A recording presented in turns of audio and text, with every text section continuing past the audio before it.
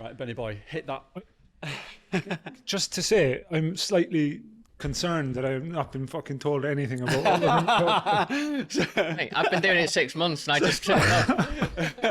Who's going to be there? Are we rolling? And the other thing is, I can see my hair from here. And is there anything you can do about that afterwards? Huh? Yeah. Go get it. Black and slightly. It's like a fucking Brillo pad. So, Paul, why did you want this job? Yeah, hit the. Oh, Johnny, can you hit the play button on there, mate, so I can keep an eye on the clock because we're gonna have to keep this one. Cheers, George. Thanks, George. Much appreciated, mate. Safe journey back. Good luck at the weekend. Yeah, enjoy. Yes, I look forward to it.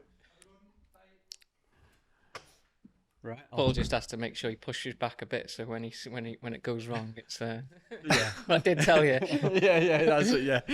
He signed a waiver now, hasn't he, George? Sarah warned me coming in to not rise to anything that was thrown at me, because every one of us will be fucking cancelled after. So I'm just gonna. Have you prepared yourself mentally? No comment. No comment. It does look like he's on SAS. It's just pulled him in. I can feel the nerves, Paul. You can relax, honestly. We're not going to try and catch you out. Promise, mate. Cheers.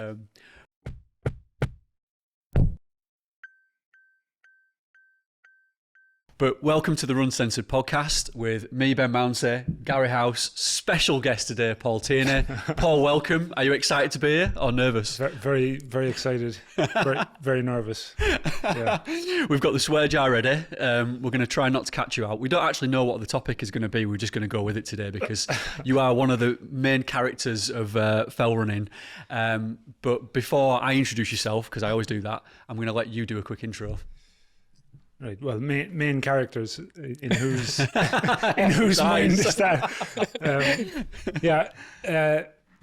I moved over here to the Lakes in 2013 for a year, and I was in the police at home, in the guards at home, and I think I'd first heard. I mean, I'm sure I've heard about the Lakes, years and years previously, but I first kind of came into my conscious. Shortly after I started doing a bit of trail running, so 2007 or 8 or something like that, and there was a show on ITV called, I think it was just called The Lakes, and I was just looking at different people, their lives around the lakes. A farmer, a guy I think who owned the massive hotel there on the road just outside Ambleside. The name's gone out of my head. Langdale Chase. He was in it. Another couple of people, and it was just showing off the scenery. And obviously I had started doing some trail running at that stage, and I think I must have bought Feet in the Clouds around then as well. And so then I had, this show that was showing off all these cool places to run and the history behind it as well. And I just kind of thought this, what a class place. And then of course come across Lakeland 100 race, and all right, I'll enter that. I think the first year I entered it might have been one of the first years of the race itself. Anyway, I got injured beforehand and didn't end up coming over. So I first came over in 2011 to do that race and just loved it. It was my first time in the Lakes. Knew nothing about the course apart from it was in the Lakes. Didn't really look at maps or anything like that, and just had a great time. Was totally wrecked at the end of it. I ran, Adam Perry. I ran... I'd say it's 105 miles long. I'd say we ran 103 miles together or something like that. Yeah. So I kind of got to know Adam, and absolutely loved it, and just had decided, right, I'm going to move over here and just try it. And I was still in the police, so I managed to get a career break from the police for a year, and ended up moving at the start of 2013. And I've more or less been here since. I went back at the end of that career break for about 10 months, and sort of wangled another longer term career break, and so I've been here continuously now since October 2014, so over 10 years now. So still on a career break. I keep getting stuff in the post, but no, they eventually, it was a 3-year career break, and I extended it twice, I think. So that brought me up to 5 years, and 6 years total that I had been off. And eventually they sort of said, listen, you might want to just make a call, is it year or nay? So I think I actually tried to extend it for a further year. And I can't remember who it was. It would have been the chief superintendent or superintendent, whoever was over me. I can't remember specifically. Paul who? Yeah. Well, no, he was just like... Is he still on the system? Yeah, this guy is taking the piss, obviously. And they just said, no. And at that stage, I was too invested in being here. And you've been here ever since, yeah? Exactly, yeah. So you're an ultra-distance runner, safe to say that, if you went straight into the Lakeland race? Yeah, I started... So I don't want to bore people. I used to play hurling in Ireland, which is a really big sport in Ireland. It's our national game. Very different, obviously, to running on trails. It's a 15-on-15 team game. Looks a little bit like hockey, lacrosse, that type of a thing. See, you just stick. Yeah. We'll talk about poles later. Right. Oh, yeah, right. And that was my sport from the time I was about 9 or 10 till 22 or 3, and I went to Australia for 6 months and had always kind of liked the idea of being an endurance athlete or doing some sort of endurance sport because I love training. And I think I tried a short triathlon when I was there. Bought some like bike for 100 quid off some lads down Bondi Beach. I can't remember specifically, but anyway, it was just a whatever type of bike. I knew nothing about it. Was swimming at the time in this outdoor pool on Bondi Beach. It was brilliant spot, and had been doing had started doing some what you might call endurance running rather than running after a ball from Bondi over to Coogee Beach. And if you're Irish going to Australia, you're probably going to go to Bondi. Right? It's like, so I saw people I went to school with walking up the fucking road. I didn't know they were home from home, yeah. Which is not great, obviously. You should probably go and try and get away from that. But that's how it went. And so I really enjoyed that experience doing triathlon. But when I came back to Ireland in kind of March or April 2020 or 20 whatever it was, 2004. I was still playing hurling. So it took a couple of years to kind of went down the triathlon route for a couple of years and came over here to Ironman UK a couple of times in 2006 and 7, I think. Didn't do a great job at it. I ended up in intensive care after the second one. I don't think, well, I certainly didn't know what hyponatremia was back then, but I got a lesson in what hyponatremia is. So I got a bad dose of hyponatremia after that second Ironman. Is that when you drink too much water? You overhydrate. Yeah. Is that right? Yeah. The balance. It's really dangerous, isn't it? Yeah. Oh, yeah. Hence being in intensive care. So my parents had come over to watch it at the time. I was single at the time, so and they were keen to come and see it and didn't really get it, but they would sort of be interested in what I was doing. Like, so I had a bad race and didn't feel great during the race. I think I had diarrhea. I was getting sick, but finished it anyway. And was in this medical tent at the end because I just did not feel great.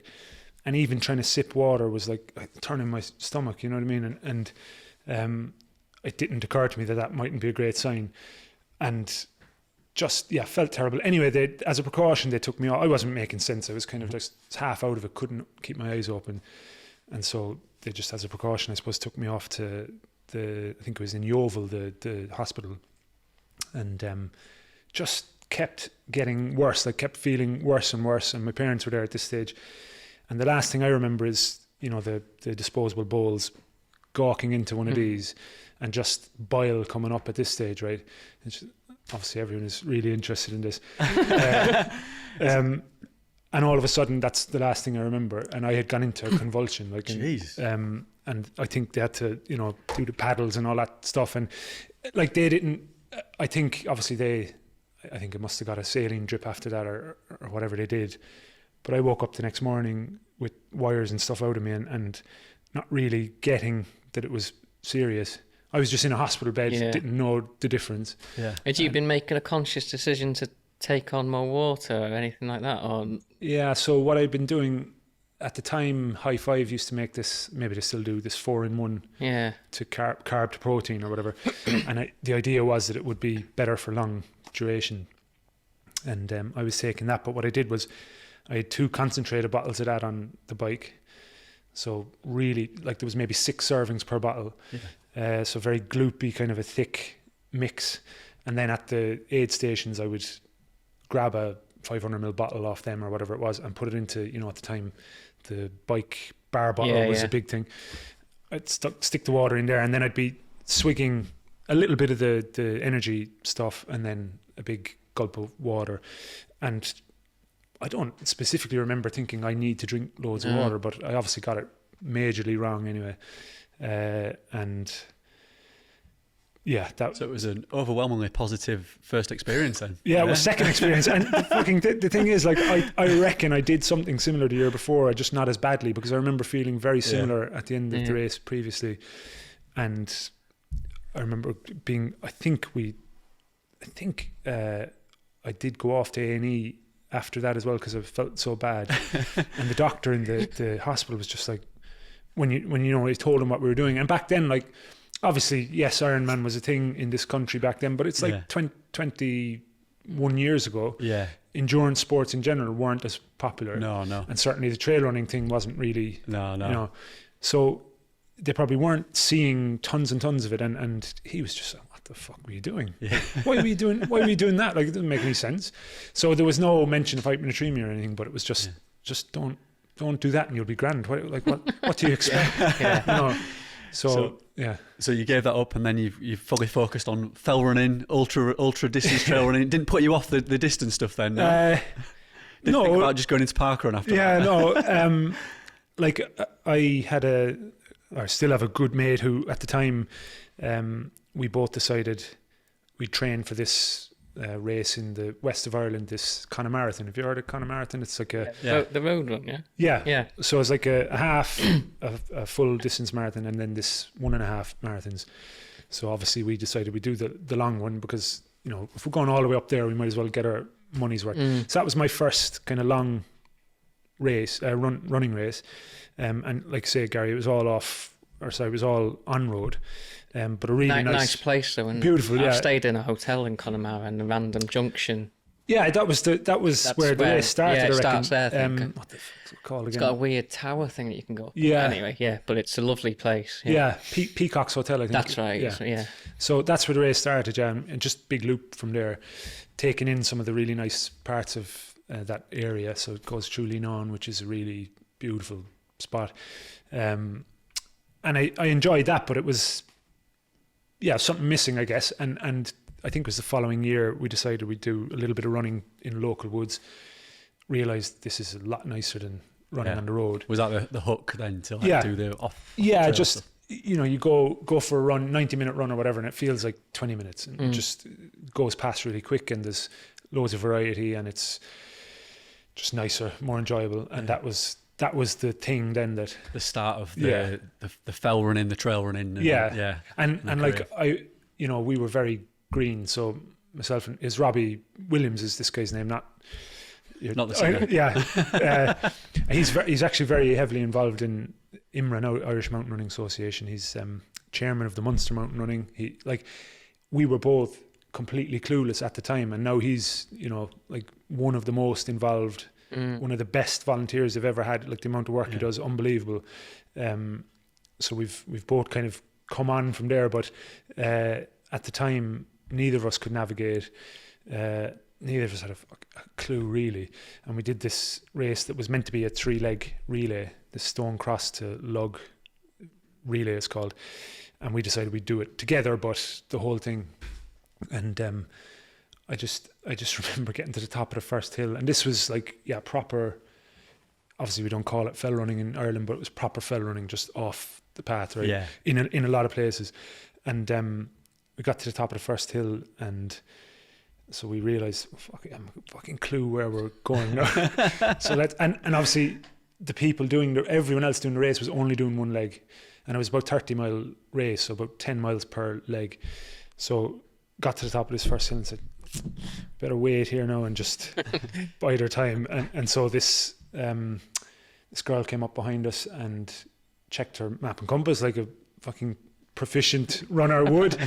And of course we had this like army compass between us that, just didn't even know Not which doing anything. way around it was meant to go. And sort of we're looking at this and looking at the map that we had to carry, and could have been upside down, I don't know. And she headed off in whatever direction, and we was like, yeah, that's the way to go.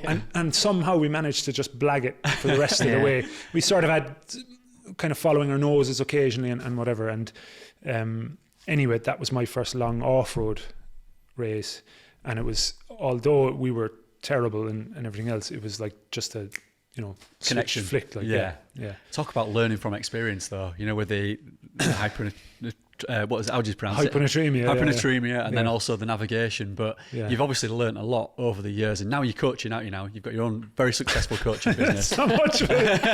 Yeah. And but you've applied all that nice segue there. It's not the best segment. But you've all that experience and all that knowledge, because also, I mean, you've been doing it a long time. Some bits in between. You've done a lot in between, haven't you? But now you've also gone on to become like one of the country's best like ultra distance runners. Some of the things you've achieved is absolutely incredible. Look, I know you have to big this show up, but we're all aware of where I sit in the and it's not the best. But no, I know you're going to play this down though. No, I'm not going to play it down. I'm going to tell you exactly, right?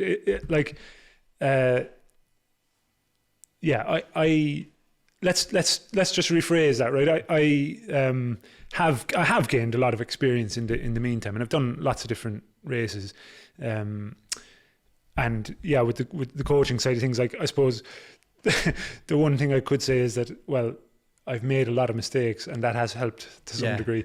I started coaching. I said I was in the police there from 2008 to 2014, I think, but I had started personal training when 2003, I think, so 22 years ago or whatever. And so I kind of always had an interest in training people or training myself or the preparation side of whatever sport it was. Like at the time it was hurling, but there was very few people really taking S&C seriously in the hurling world, say at the time. Now it's you wouldn't get near a team if you didn't. So I kind of had that background as well, I guess, but applying it then to the endurance world probably didn't start till 2013, 14. Like even when I was racing myself at first, I kind of had this mentality that I wanted to not get too serious. I had spent a fair bit of time playing hurling, being like unbelievably serious about it, because it's not a professional sport in Ireland, but it's a big sport in Ireland. To all intents and purposes, it is professional, and certainly nowadays the players don't get paid, but they're professional athletes. They're at that level. We weren't quite there maybe when I was playing, because it was still evolving, if you like. But where am I going with this? S&C though has become a big part of, like you said, endurance sports, hasn't it now? Yeah. And I tell you what, it's one thing that I absolutely neglect from my running. Like I just go out and run, and that side of things I'm not clued upon. I don't pay it enough attention, but because it's become such a big part of it now, I know that I need to. And when I said to Gary we're going to get with Paul, and I thought I've got to do something on S&C. We've got to like make sure we ask Paul about the importance of it, but also like how you've helped your athletes to become better athletes by teaching them that side of things, because it is massively important, isn't it? Yeah, it is important. Like I think sometimes people don't consider what we maybe mean by that. So like obviously it's one component of your preparation, right? And it's probably not the most important one. Like it's probably difficult to say what the most important thing is, but like even the term, right, S&C, right, strength and conditioning is, I suppose, a field of practice that's come out of team sports, right? And therefore, like the C part of the S&C for us is we're doing it all the time, right? It's our running, right? Yeah. So then the strength component obviously is, it's definitely very, very important. But it is still just a piece of a puzzle, and like I don't know, when you're starting with the, because I know I first saw Paul at a talk in the lakes at Lakeland 100, and it was I'd gone. I think you'd already won it twice, or No, not twice anyway. Once maybe. Once maybe, yeah. And he was doing a talk, and we'd gone to a recce. Me and Nigel, it was. You met, and we were both doing. He was doing a 50, I was doing 100. And we both sat there, and at the time it was like Paul's telling us, just doing a talk based on movement and stuff like this, and it was almost like his talk was. It was the first time someone had spoke to me in the same way. I'd kind of gone down the same path. Right. Meeting like Lee Saxby and stuff like this, and like we'll talk on movement and stuff. And at that time it was like, I remember saying to Nigel, or he said to me, oh wow, someone else gets it, kind of thing. Yeah. And it was, Paul will probably speak more on it, but like I spent a good couple of years just thinking movement was it, kind of thing, or wanting to find the perfect movement. And then, but what about strict strength? And maybe it's like strength's it, and then the further like down the line I got, it was like, actually it's like there's no it, like there's no real it. And then you kind of, because I can see kind of Paul squirming trying to answer a question on S&C, because it's like there's no it, is there really? There's no, like the best runners are doing it all to a certain degree. And but it's not just about the running though, is it? Because for me, I'm just somebody who goes out and I run. I don't do anything else other than the running really. I might do the odd gym session, but I've neglected that whole side of things. I know there's not just a nit, but and I feel like it's held me back, and certainly is holding me back now as well. Like I know I need to do it, but do you find that that's the case with a lot of the people that you coach? And it's a question to both, I suppose, really. Yeah, like if we rewind there for a second on what Gary was saying, like I done the exact same thing, which is like you're because first you're doing it. I was doing it selfishly for myself, aren't you? You're trying to.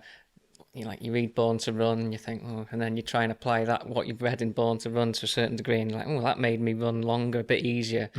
And then 6 months, a year down the line, and with hindsight, is it the fact that I've started trying to be a natural runner, or is it that I've got a year of training under my belt, that kind of thing?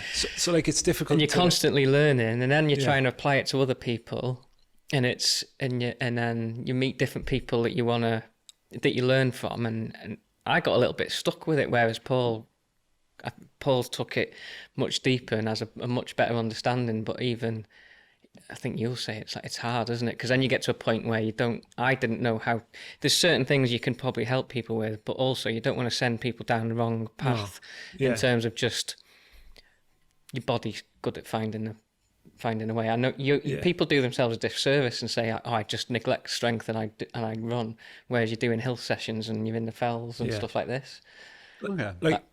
So I would say that there was a time where I put too much emphasis on how someone moved or how someone ran, and neglected some of the lower hanging fruit, the more obvious stuff that you could maybe change, right?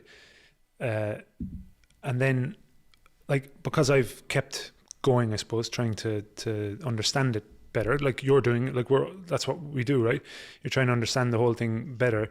You start to go down rabbit hole after rabbit hole, or you answer one question, but it throws up 10 more. And like anyone, the way I would look at it is anyone now who says that you should run a specific way to help with injuries or whatever,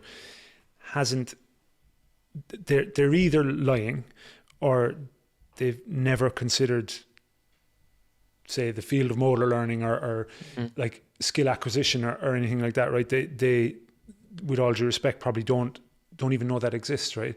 And the I suppose the take I have on it at the moment is that one very important component of, if there was a correct way to run, which there isn't, but if there was, the way to address it first would be the low-hanging fruit. So, for example, someone who is maybe, let's take the example of someone who's 15 years out of running and they're coming back to it now.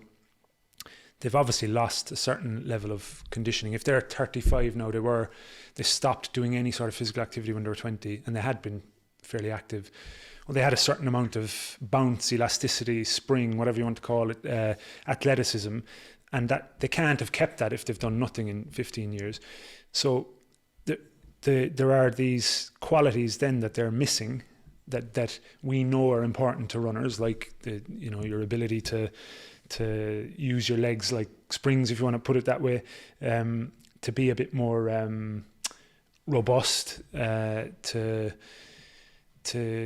use the lower leg the way it's designed to be used, right? I won't go down the rabbit hole of speaking about the specifics, but basically we know that there are these certain qualities that runners, good runners exhibit. So we should train them, or we should try and help someone to get some of that back before we worry about how they're running, because if they get some of that back, they'll probably change how they move anyway. Right? It's like you say, you're self-organizing into this way of moving that suits you. Yeah. But if you had enhanced physical qualities, then you would organize slightly differently because you have those properties, right? So it's like, and that's not considered by someone trying to sell a package where I'll show you how to run. And I did feel like, you know, you go back to the like how many people read Born to Run and thought, right, there's definitely a way to run, and it's all about barefoot or whatever. And like, it didn't take long for people to realize that was an oversimplification. And with all due respect to the book, it was like sensationalized, and it wasn't really that accurate, I don't think, in reality. So first thing should be to identify what these qualities are that runners should have, and try and train them rather than assume that there's this correct way of running, because there can't be a correct way for infinite contexts where you're moving, right? So you're going uphill, you're going downhill. That's the problem when you've got someone who's, and a lot of the time they're very clued up on this stuff, but they've got to they're trying to, like Paul said, sell a package to the masses maybe. Yeah. And it's not, just can't work like that. Yeah. And then the more people you see that may come into that, this is the perfect way of running, it's like, actually, it doesn't make a lot of sense. A couple of episodes we talked about some of the things I was trying to coach that typical runner that's been missing out of running for 15 years and trying to get them to think about or do on the hill or whatever. And I'd say you were doing that automatically, and you've never really thought about it. Yeah. And that's because you're a good runner on the hills, and you've been doing it for X amount of time. Yeah. So these people that have come into it after a big break, it's not, you don't have to, it's very hard, because again, you don't want to be telling someone how to run when they're running, I don't think necessarily, but it's more, if you're strong in certain areas and you do the same thing enough times, you'll be kind of getting better at it. Yeah. And like, I don't think saying there is no one way that people should universally move, I don't think that's the same as saying you can't do stuff that might help people move better or reduce their maybe load on certain areas. Like, it's not the same thing. So I think sometimes people think I'm saying just do whatever you want, right? But I'm not. I'm like, the way I would probably work now is try and bring people's awareness to what they are doing, because sometimes it might be good enough to just realize that, oh yeah, geez, my left arm doesn't move, it's literally stuck to my side, right? Maybe just letting someone know that that's happening, or highlighting it for them by constraining the whatever drill you're doing in a certain way, like maybe asking them not to use their other arm, right, because they're doing so much with their other arm. Yeah. But it's also about not assuming that what I do, the intervention I do, or the outcome I'm trying to get is automatically going to make them better in some way. It might not make any difference, right? It might, you're making the assumption there that this is the reason they're injured, and maybe it's not. Like, and that goes back to the low-hanging fruit stuff. This person can't do 3 calf raises, and you're worried about their fucking wrist or what their shoulder's doing, right? Well, you know, make them a bit more robust and help them use their lower leg a bit better, and that might improve things. You're not going after this like obscure thing that no one else can spot because you want to be like seen as more intelligent, right? And I've definitely done that. Like, I've made that mistake. I've been too focused on something a bit obscure rather than the bloody elephant in the room, you know? Yeah. If you're working with somebody new, so say somebody new comes to you now though, and they want to obviously improve the running, you give them a coaching plan and they're doing different sessions, would you give them like a personalised session to do some like strength mobility at home, or like how would that work? I know you can't always probably see the people that you're coaching all the time, can you? So would you give them a personalised plan? Yeah, so like when I think about So obviously, like Gary will say this as well, like you're working with lots of different types of people and at different levels and everything else. And some of them maybe are predisposed to going to the gym. They like going to the gym. They have access to the full complement of equipment or whatever, and then others don't. And like a problem I would run up against is you want them to use their time efficiently.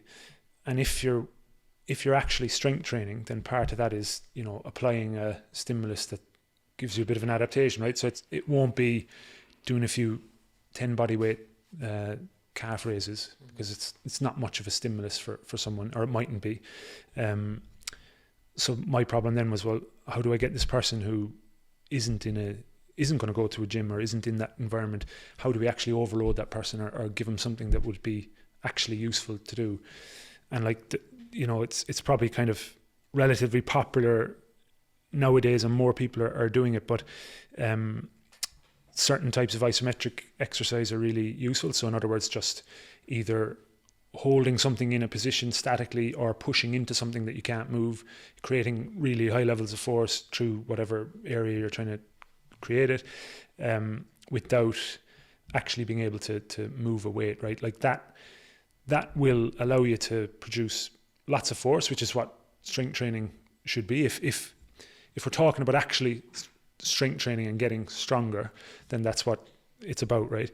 So you need something to be able to apply a big enough stimulus. So you can do that from home, right? You don't need fancy equipment to do these types of exercises. And so that would make up certainly a decent proportion of what I would be giving someone in the strength side of things. And then it goes back to, right, what we said about these physical properties you're trying to develop. Well, stiffness around the ankle, reactivity, bounce, whatever you want to call it. That type of thing will assist with that. It's not the only thing, but combined with some form of jumping, hopping type drills can be really, really powerful, right? And then you don't need masses of equipment or whatever. And it's not to say that doing some more traditional stuff wouldn't be really good alongside it. Of course it would, but you have to cut your cloth to suit your measure, like to the people you're working with, right? So plus it's how much time you can invest in terms of, because like Paul says, everyone's different to a certain degree, and someone might have come to Paul for running coaching maybe, and they might not be interested in all that stuff, even though he's got a fountain of knowledge in that area. But it's hard, I think. Everyone's kind of different, whereas someone might come and expect Paul to wave a magic wand and give them a strength plan that's going to make them completely resistant to injury or something, because that's what everyone's being sold at the minute. It's that's a problem in, so like obviously I'm not a physio, but in the physio world, one of the barriers, I suppose, or the difficulties they have is that they probably are getting people in the door who expect that they'll do this physio session and their problem will be sorted. They maybe get some exercises to go home and do, but that's kind of it. And now there's this, like, I'm sure there's physios out there who'll say, hold on a second, I don't practice like that. Yeah, of course, I know that. But I'm just saying, generally speaking, that might be a problem for them. And now you're seeing this kind of shift towards real progression in what they're doing, right? So there's Instagram and social media have driven things on a bit, and like there's people learning from other people, and there's some very popular people on social media doing really good stuff now where, it's more like coaching now, like rehab or injury, dealing with injuries now looks a bit more like, with some people, looks a bit more like coaching, where you are actually seeing this real progression. It's not just do these 5 exercises and fucking hope for the best, you know what I mean? And I know that's not how physios generally practice. I'm simply saying that. No, but even when they are practicing like that, sometimes it's because like you're booked them in to see them once a month or something. When you're injured, it's like, where you could see someone like Paul when you're not injured, and you might get that coaching advice of the strength and the drills and the things like this that you can practice. That you're never not gonna not gonna be injured if you're training. That's my point of view, really. But that's, people only want to go and see a physio. They think, right, I'm injured, I need to see a physio. The good physios would love to probably see you when you're not injured, and take and give you some stuff. Because it probably, and again, this, I'm not haven't come up with this on my own. There'll be like brilliant physios and rehab people out there who'll say like it should look more like rehab and performance are one and the same, right? Like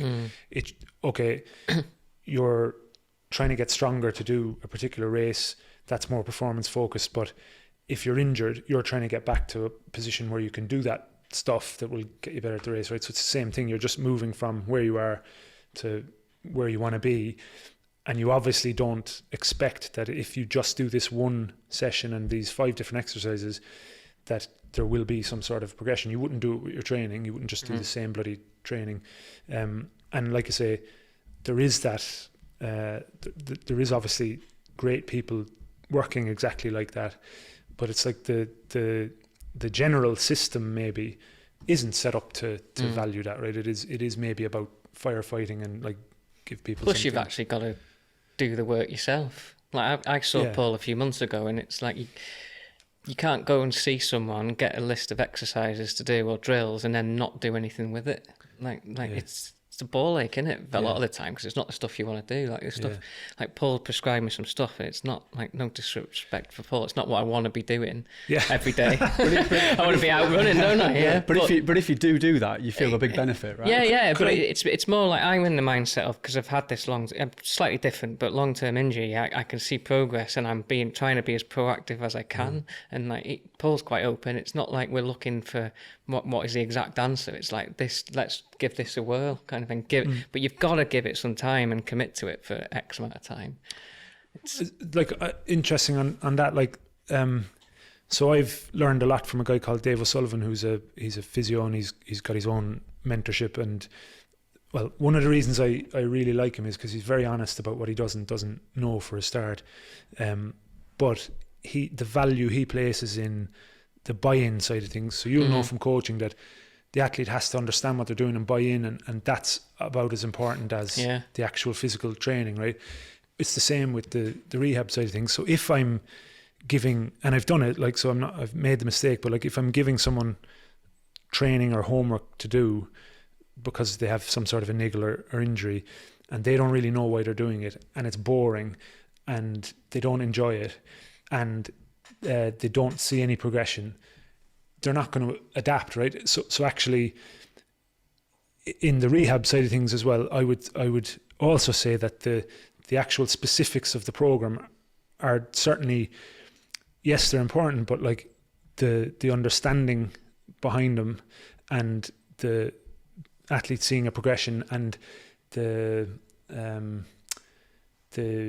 whatever, whoever it is that's helping the athlete, their empathy and their communication with the person, all of that is like packaged up in this thing that is going to help the athlete. It's not just so even if the athlete does actually adhere to the exercises they're given, but they're carrying this doubt, or it's boring as fuck, or they're not being challenged by the exercise. Like, you know, there's this rule of like the 7 out of 10 rule, where, you know, whatever task you are doing, if you want to actually learn and adapt, one of the things that needs to be there is a little bit of a challenge, right? So if you're doing this particular movement or exercise 10 times and you're failing every single time, it's like it's too difficult and you're getting disheartened. Whereas if you do it 10 out of 10 times, it's too simple, you're turning your brain off. It's like lying on your side doing clamshells or whatever.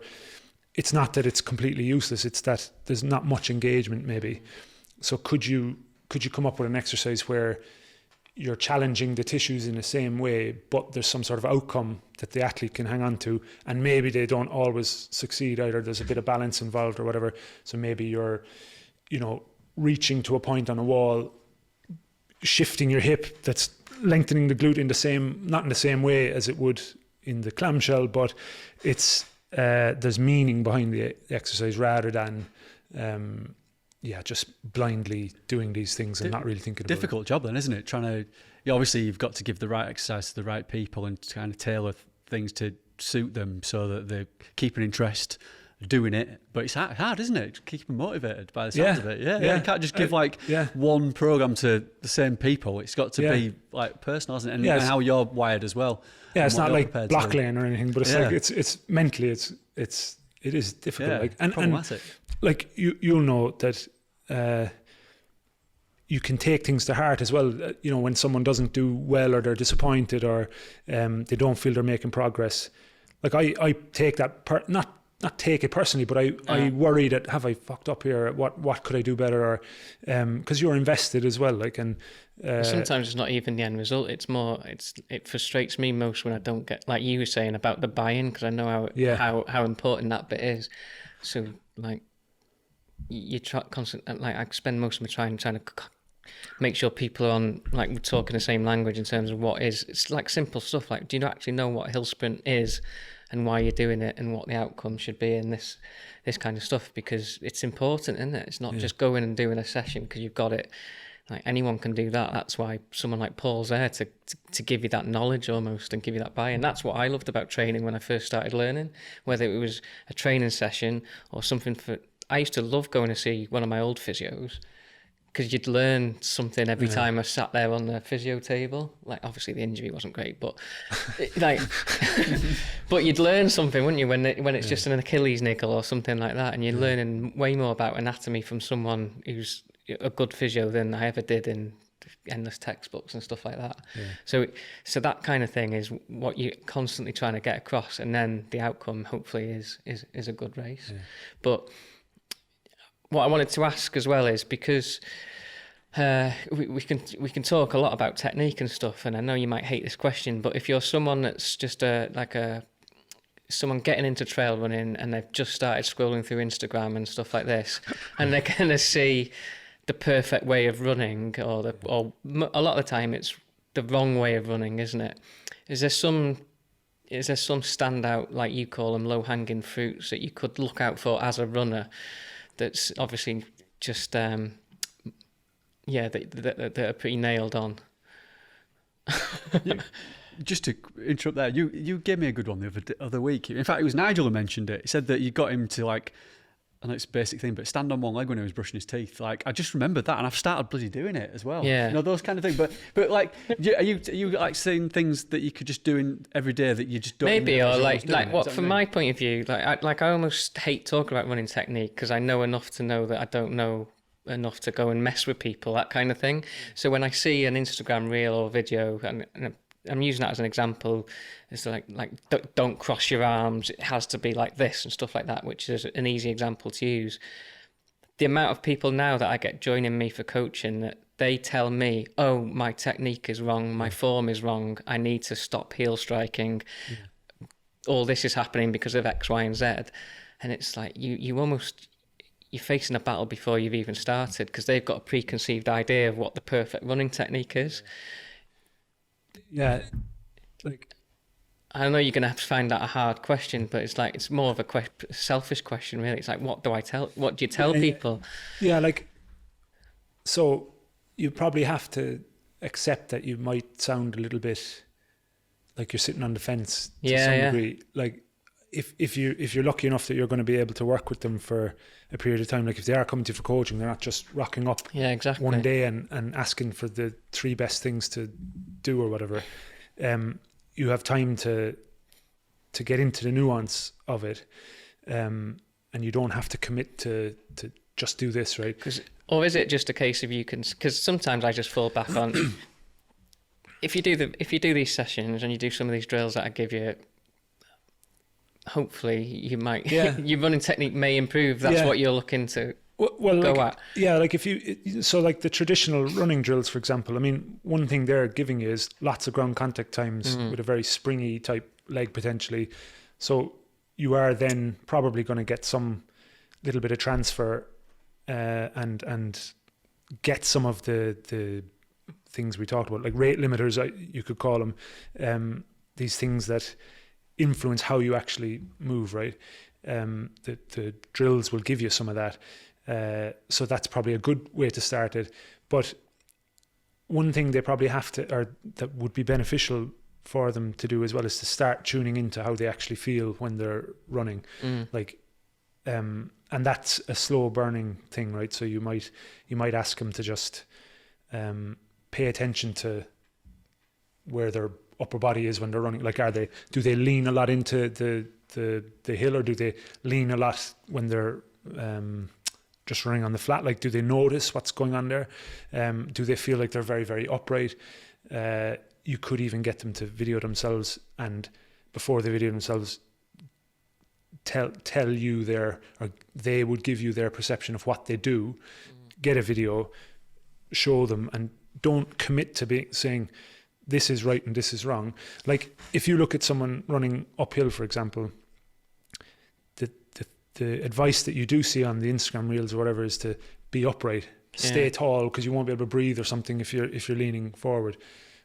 Like, does anyone ever like consider why you wouldn't be able to breathe if you're slightly leaning forward? Like, it's not true, right? Yeah. And that's one of the things you need to do, is to look at what actually happens, look at what runners actually do, and try and understand why they're doing it, rather than trying to come up with the right way and making everyone fit into it, even though they don't want to, or subconsciously want to do it. Like, you're saying allow a bit of natural movement and reaction to it then? Like I'm saying, if someone was outside with me now and I was looking at them run uphill, right? And there could be many reasons why we'd be doing that in the first place. They might be there because they've got some niggle or whatever. But I would ask them to you could mess around with what they're actually doing. You could deliberately make them do something that just isn't great, right? So being so upright that they're almost backwards, right? Run uphill like that, it's not going to feel good. And they're going to decide for themselves, well, that's not right. Lean, like be almost parallel to the floor with your torso, or the ground with your torso. See how that feels. Probably not great either. Somewhere in between, it probably feels pretty good, right? And they'll understand for themselves then, without you telling them, you need to do this specific thing. They'll understand that, I've done a few reps of this now, and it did feel kind of good when I, maybe kept my head. I wasn't like chasing my head, but my eyes were kind of on the horizon, and I was kind of leaning into the hill a little bit. That kind of made things feel easier. So they've come up with the answer. You haven't given it to them. And sometimes highlighting the correct way, if there was such a thing, by doing the wrong thing is really useful, right? And that's, again, I haven't come up with that. Obviously, that's someone else's idea. Like, I don't know if it exactly fits the definition of differential learning, but it's this concept of either getting people to do the completely wrong thing randomly and let them kind of just mess about, like, doing some weird thing with their arms, or prescribing the wrong way and asking them how it feels, right? Because we don't have, when we're running, right, like, for me to say you should do this with your torso, this with your arms, this with your foot should hit the ground in this place, your knee should be like this, your pelvis needs to be in such and such a place. Like, it's very hard for people to relate to that, but they can feel what something feels like, right? And if they tune into how something feels, that's probably a better strategy, because they don't have camera footage of them when they're actually running. So they don't know whether they're doing the thing you told them to do anyway, right? And a lot of times they think they are, and they're not. So rather than put the focus on... thinking, like, activate my glute. Yeah. It's like, what's the difference? Yeah. So rather than, suggesting that they have to look a certain way, just ask them to search for a feeling, right? And again, I know that's kind of fairly obscure, abstract maybe is the right word, or not, it's a little bit vague, but long term it's a better way of doing things. And you can apply that to all sorts of areas, right? Like, maybe someone is guarding a certain area of their body because they've had pain for a long time when they move a certain way, and it might just be about reintroducing this particular movement they don't do, but like sort of guiding them towards it without specifically naming body parts and everything else, or putting them in a situation that forces them into this way of doing it, but in a safe way, low intensity, low level of force or whatever, so that their nervous system can sort of maybe have a better, maybe calibrate itself a bit better in terms of how it's moving. And therefore, like, you don't know if that's going to work. You just said like try things and see, and you probably need a bit of patience as well, and not rush to assume that it either has or hasn't worked. And I think one of the I've just said there that the athlete needs to buy in, or the person needs to buy into the way of doing things, and it's tricky when you're not being 100% in your yes, this is the way to do it, or like that maybe isn't great for the person. But I think honesty probably trumps telling them yes, this is the right way, and they're still fucked, 2 weeks or 2 months later or whatever. Like if you can build a bit of a relationship with them and a bit of trust, not just pie in the sky trust where you don't know what you're talking about and you're just asking them to believe in you, but more through your actions and your interactions with them, and the trust you build up that way because you're talking coherently and it's making sense, and you probably will get that side of things on the money. Then they will buy in a bit more, and then you're being upfront with them, honest with them that this particular thing we're doing might not work. Like we might have to see about doing something slightly differently. And at least you've been honest with them. Where do you think? Where do people go for that kind of stuff? Because it's hard, isn't it? Because they're bombarded on social media by, and I get it because I've done it myself. You've got to get their attention quick. You've got to give them some information quick and get out or whatever. But where do people? Because there's an increasing amount of people that are, I think, overwhelmed or confused about that stuff. Where have you found the best ways? Like, go and see Paul, but there's like, where can people go to if they want to find that? Because you're probably similar. When I wanted to look at that stuff, you'd have to go and see someone that you at least trusted on a workshop or something. You'd have to go and seek them out, or you'd have to go and do a course maybe or something like this. But some courses are crap, some are good, and you take maybe a nugget from one and a nugget from the other. Whereas a lot of the time now, it's literally, if it's not on Instagram, people don't want to know. But where do people go for that kind of stuff? Well, like this. So this reminds me of there's a guy called Franz Bosch who I've learned a lot from, and his stuff is fairly heavy going, right? It's like he actually consulted with Welsh rugby for a while, but when they were good, like so you can't be playing for curling. But he's a motor learning guy, right? He's gone down that rabbit hole, and this constraints-led approach, the ecological approach, the skill acquisition, this type of thing. And so it's like it is heavy going, and like I've done his course and I've read his books, and I've had to reread them. Like it's very, very heavy. But he sometimes gets criticized because his stuff is too heavy, it's too complex or whatever. And his quote is like, well, you don't do a weekend course to be a brain surgeon, right? This is complex stuff. It's unfortunately that's the reality.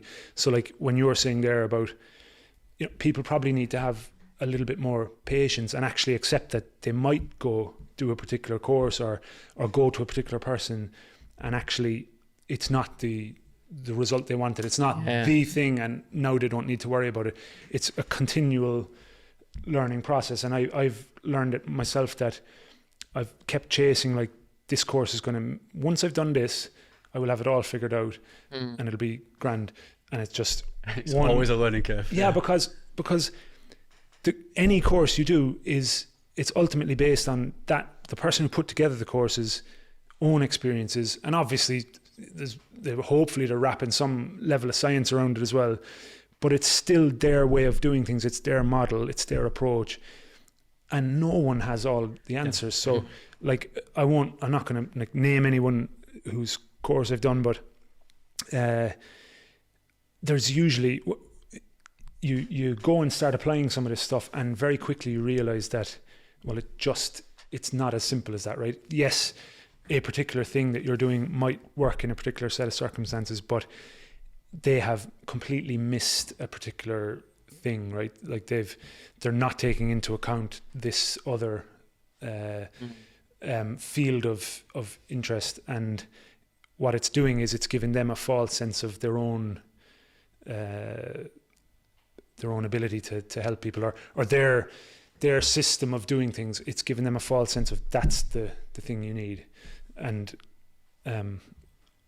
ultimately, like, I think the way I work now is like I'm obviously borrowing from different people I've learned from, and because it's generally runners and probably even more specifically it's off-road runners, and maybe even more specifically it's the majority are probably doing longer distances, so my understanding of the stuff I'm doing will be different to the expert that I've learned from, because I've learned from people who haven't a fucking clue about this sport, so they'll go and say things that, you know, or you ask them a question or whatever about a specific thing, and the answer is like, well, that's not right. Like, that can't be right. And it's because you don't understand that particular So anyway, the thing is, you probably have to accept that you might have to try numerous things, and you might never get the answer because it probably doesn't exist. That's a good thing, because I think those people they're still out there, aren't they? It's like, just because they're not. Yeah.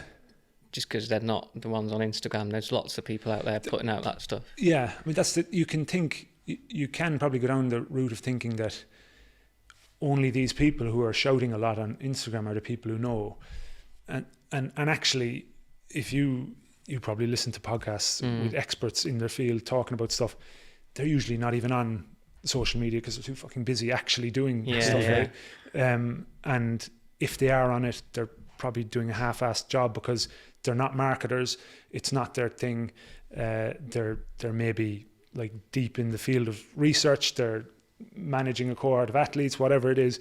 They're not in a position to put much emphasis on that, because ultimately they don't give a shit, right? If you know what they're talking about or not. And that's certainly the case in, again, like I'm trying to learn from as many people as I can, and you look at people within the say team performance environment where they don't need to worry about social media because they're employed, right? So they're not trying to market themselves. So they're whenever you capture them on a podcast or something, they're so interesting, aren't they? Because they'll give you loads of value in there. Might be a completely different sport, but you can as a runner you can start applying that knowledge to your sport, kind of thing. Yeah. And that's what I love about listening to those kind of people. I'm guessing you two are just learning all the time, aren't you? Because like you said, you hit the nail on the head there, didn't you? You're just picking different bits up from other people, aren't you? There's no one answer, no person who's got all the answers.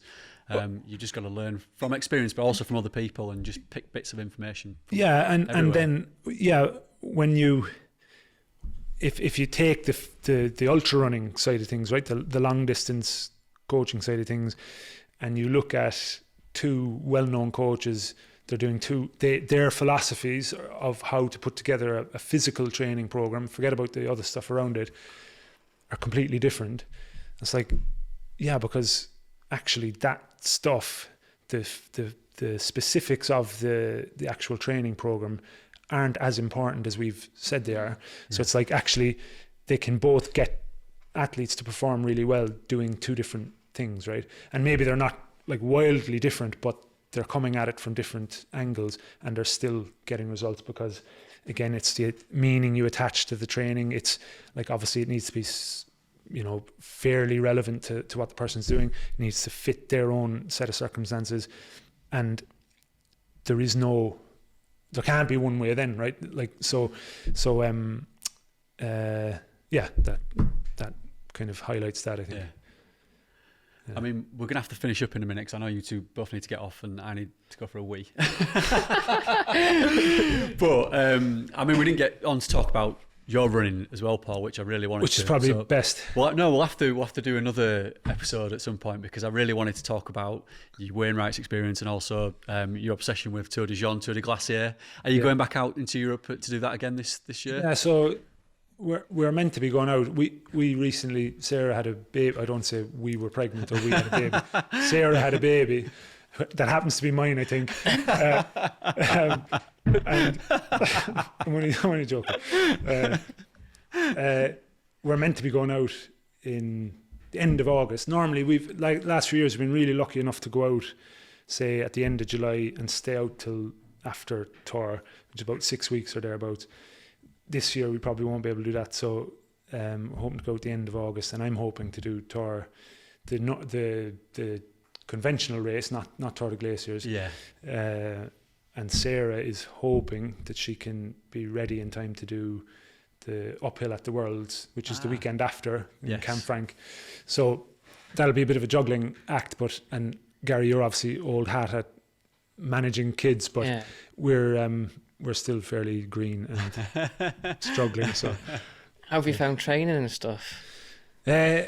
Hard, yeah. I had the luxury of only one of us being a runner, to be honest. So yeah, well, actually, I say luxury, but it's good actually, because Sarah is back training, and we both obviously put a very high value on being able to get out and do training. So she knows I'm going, I know she's going. There's no resentment or anything like that. Like we're both going. It's just juggling the whole thing, and as an ultra runner, you'll be used to sleep deprivation. Yeah, like that. So you're not the first person to say that's that. That's why he's doing Tour de Glaciers. He gets 5 days, 6 days off, and Sarah's only getting an afternoon. So, like, I don't. I can definitely, you know the way obviously sleep is very important for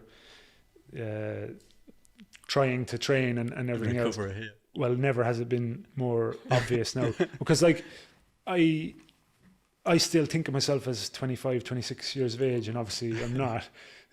Like I had black hair before the baby was born, and I was I think it makes me feel my age. Like I for 5 weeks after she was born, I had no more than 4 hours sleep every single night for 5 weeks, which maybe that's good for some people, I don't know, but I was completely like a zombie by the end of that 5 week period. And I did Newlands Memorial. It was a champs race, which, you know, I knew I wasn't going to be anywhere near the front. I was doing it because I wanted to do a race and get a hard run in. But I was just nothing at all in my legs after the first 10 minutes. And I actually felt like, because I had been consistently getting out, it's not a problem going. Yeah. It's the quality of it, or the ability to do harder stuff is a little bit compromised. And it's better since then, because it gets easier. Yeah, Ailey started. And then you have another one. Yeah. So I don't think either of us are really considering that at the moment. But like Sarah's just about getting over the you know, it's hard, obviously. Yes. Sorry. I don't know how hard it is, obviously, but. It obviously does take a toll, and like she's now at the stage where she feels she can actually, you know, she did stick or grind race she's recently. Back running, isn't she? Uphill particularly, she can push it now, and so the thought of going through the whole thing again right now, maybe down the line, maybe, but can't be worse than getting a hurling stick to the nads, though, can it? Surely that's got to be up there with pregnancy by far, I'd say. Obviously way worse, but they'll never understand that. No.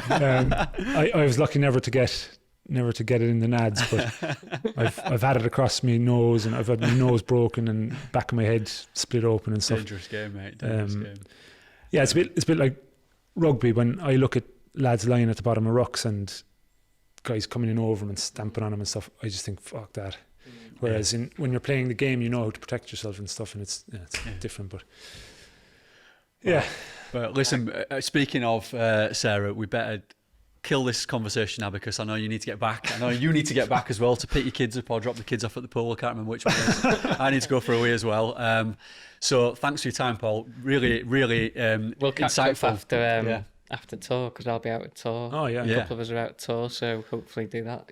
Yeah, it's been a pleasure to have you on, mate. Much appreciated. Pleasure to be here, lads. Thanks very much. And without further ado, we'll see you next Tuesday. That's our sign off. We won't see you next Tuesday. You don't have to come back again and do it all again, I promise. Don't worry. But no, you're free to go, Paul. You better hit the road, mate. Because oof. Thank you. I'm sorry. You're going to be in trouble, aren't you? I'm sorry. I was looking at the clock. I was like, I need to wrap it, but I need to do it in a way that you don't just go without us kind of ending the conversation.